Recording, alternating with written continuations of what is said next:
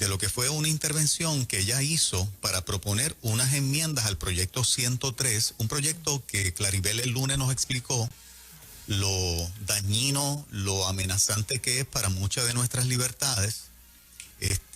Y en la olla de fuego es que se prueban los que son de quienes no son, ¿verdad? Y yo quisiera compartirles este video porque si usted no está activo en las redes, si usted, ¿verdad?, por alguna razón no ha visto el video, dura 6 minutitos nada más, es una intervención de Joan al Pleno Legislativo como senadora, utilizando ese turno para confrontar parte del veneno que este proyecto 103 tiene. Así que mi propósito principal no es exaltar a Joan Rodríguez Bebe. Mi propósito principal no es exaltarla a ella. Mi propósito principal es, como yo les dije que le diéramos una oportunidad como presidente de esta emisora durante el año eleccionario y fui tan enfático, es poder rendirle cuentas a ustedes los oyentes que le dieron esa oportunidad, tal vez muchos de ustedes, otros no, pero otros sí, porque fue parte del llamado que nosotros hicimos aquí, fue abierto, fue claro y no nos escondimos para eso y asumimos la responsabilidad. Cuando tú ves el desempeño de lo que hacen, tú dices, valió la pena. La decisión fue correcta. Vamos a correr este video para que ustedes vean lo que pasó allí, que de hecho sirvió de aprobarse esas enmiendas, ¿ok? Y de por lo menos esas enmiendas a ser aprobadas, provocaron que el proyecto no se llevara a votación porque eran como cápsulas venenosas para los que están detrás del proyecto 103. Así que el trabajo se está haciendo. Vamos a correr las palabras de Joan Rodríguez Bebe. Compañeros, pone en evidencia que este proyecto, tal como está redactado, va targeted, es decir, tiene un target contra un sector, en este caso el sector de base de fe. Nada más claro que con sus palabras para evidenciar en su día, si fuera necesario, la inconstitucionalidad de este proyecto que claramente pone y vulnera el derecho fundamental a la libertad de religión. Y para repasar un poco también la historia y el derecho, como a muchos compañeros aquí también les gusta hacer, pues vamos a recordar, hablando del principio de separación de Iglesia y Estado, que este principio nace precisamente para proteger a la Iglesia de las intervenciones indebidas del Estado.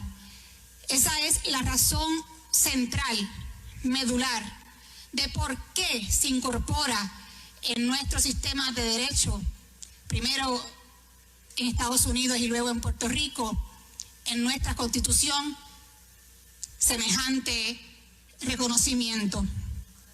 No como algunos pretenden hacer creer, de que este principio existe para proteger al Estado de la religión.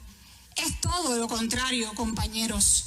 Pero claro, con el devenir de la historia es muy fácil tergiversar conceptos en ocasiones. Así que de vez en cuando creo meritorio repasar la razón de ser de un principio tan fundamental que va dirigido a proteger uno de los espacios más íntimos, si no el más íntimo, que es el espacio de la conciencia.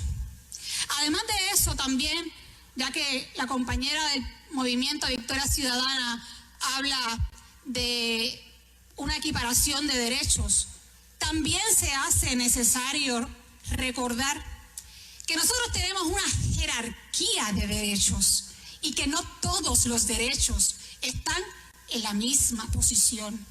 De hecho, la compañera sabe, porque fue presidenta del Colegio de Abogados, que los derechos fundamentales, los derechos reconocidos en la Constitución, están por encima de los derechos estatutarios, que son los que se legislan.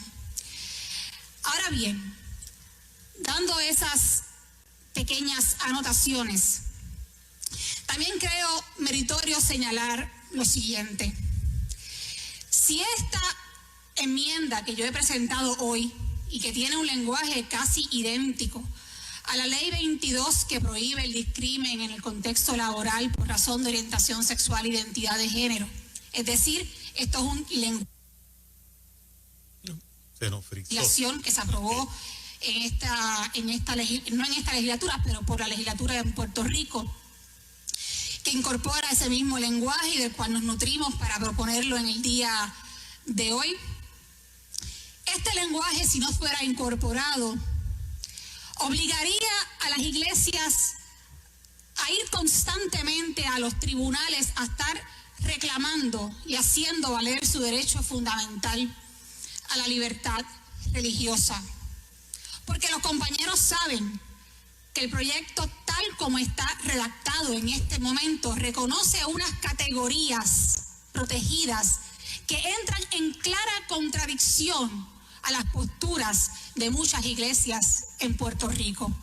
Por lo tanto, esa sería la consecuencia práctica de no incorporar este lenguaje. Esta enmienda, además, tanto que nos gusta hablar de diversidad, también va dirigida a respetar precisamente la diversidad.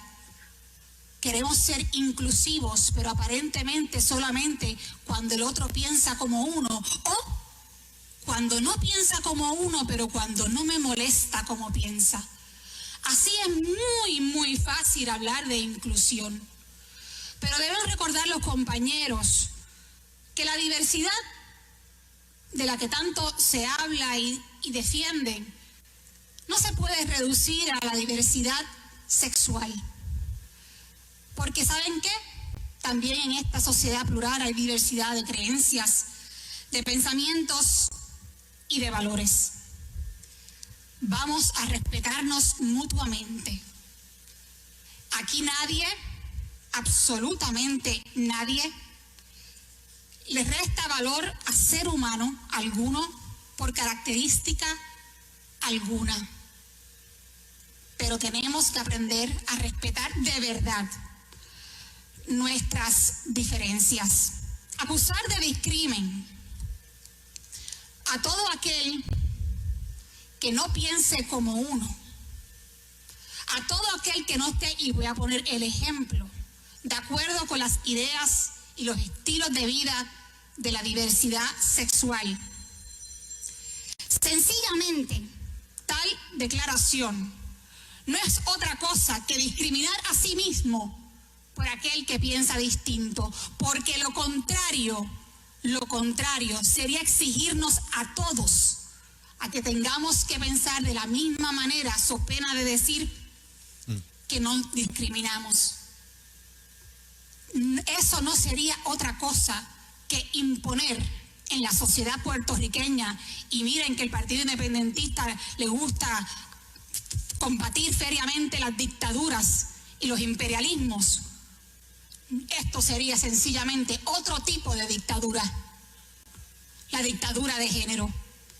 Y se combate no una dictadura. No haber espacio para hablar de libertad, ni libertad de esta patria, mientras se quiera secuestrar, mientras se quiera condenar la conciencia de los seres humanos porque piensan distinto a lo que es políticamente correcto. Por eso esta enmienda, señor presidente. Esas son mis palabras. Ahí tenemos las expresiones de Joan Rodríguez Bebe, contundentes en el Senado.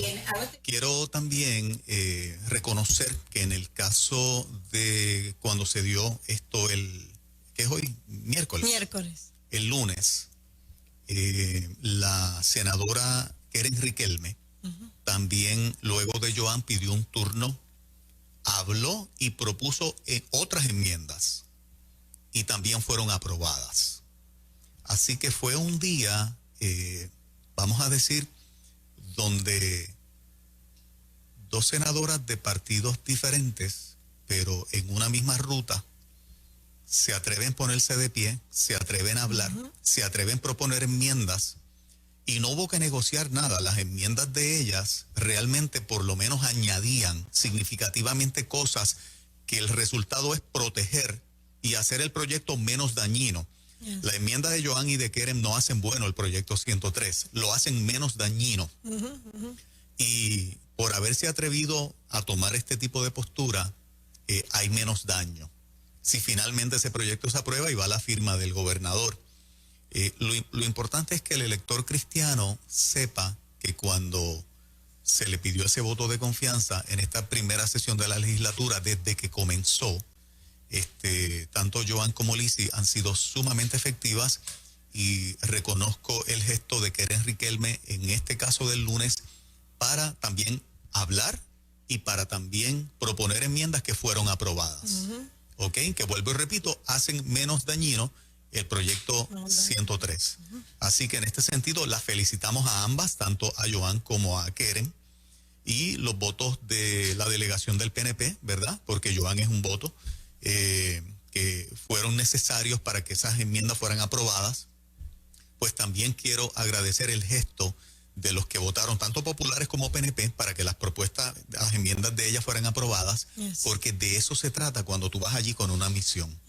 Así que en este sentido me pareció importante el poder mantener, ¿verdad?, a cuentas al pueblo, porque esto no lo va a publicar la prensa de aquí. Esto usted no lo va a ver en Guapa, ni en Telemundo, ni en El Nuevo Día, ni en Primera Hora, ni en Metro.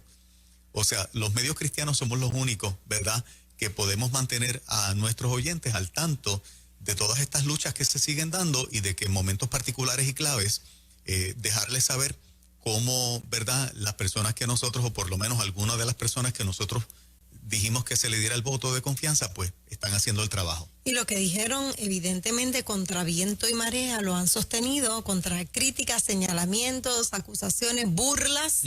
El mensaje de ella fue contundente, como todos los mensajes que da ella, y Lizzy también. Y mira, yo creo que la gente que le dio el voto de confianza pueden estar seguros que para la próxima, si es que, ¿verdad?, ellas deciden continuar, la lucha continuará. Continuará, definitivamente. Hay montones de proyectos dañinos, el 136, el 714, realmente los números ya casi se agotan, pero felicito a todos los grupos y a todos los nuevos talentos que se han levantado en esta lucha. Nosotros seguiremos, ¿verdad? Puedo adelantar, Moraima, y lo digo públicamente, se está organizando una marcha para el mes de agosto, en contra de la imposición de la ideología de género en nuestro sistema público de enseñanza.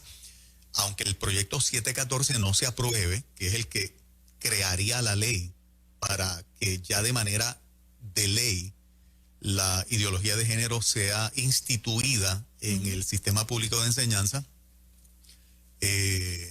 bajo la orden ejecutiva que está vigente y corriendo, que Pierluisi la extendió a todas las escuelas del sistema. Ese es el otro caso que se está dando en los tribunales de parte de Proyecto Dignidad, para que, ¿verdad?, se detenga, porque no cumplía con la ley que creó ese proyecto piloto que se aplicaba solamente a 10 escuelas, que luego fueron 20. Pierluisi decide extender ese proyecto usando la orden ejecutiva para todo el sistema escolar. O sea que no es mediante ley si el 714 no se aprueba, pero mediante orden ejecutiva sigue corriendo. Y el compromiso hasta ahora es, de parte de la administración actual, de que perspectiva de género o ideología de género en agosto arranca en el sistema público de enseñanza. Así que ya se están dando los pasos para que haya una marcha en el mes de agosto. El día oficialmente pues lo estaremos diciendo aquí también, mandando un mensaje contundente de que hay un pueblo enorme y miles de padres que han despertado, que no quieren ideología de género para sus hijos en el sistema público de enseñanza. Así que esa marcha va a ser desde el Capitolio hasta la Fortaleza. Esa es la ruta, desde el Capitolio a Fortaleza. Así que todo el mundo pendiente, estas luchas no terminan. Les quise hacer partícipes de, ¿verdad?, del contenido de lo que pasó el lunes. Y una vez más, nuestra felicitación a Joan y a Keren por haber puesto esas enmiendas, que, vuelvo y repito, no hacen al proyecto bueno. El propósito es que el proyecto no se apruebe, pero al menos mitigan daño del que tenía este proyecto, que es un proyecto sumamente peligroso, y ambas senadoras se atrevieron a hablar contundentemente allí. Excelente, sin tener que levantar la voz, sin tener que insultar a nadie de una manera profesional, de altura, como siempre lo hacen. Eso nos distingue. Y las marchas también son de altura. No hay violencia. No hay violencia, no hay ataques. No se rompe propiedad pública. Yo creo que se nota la diferencia. Bien diferente. Se nota la diferencia. Venimos en breve con mucho más de la música que te suena Nueva Vida y este talk show en ruta.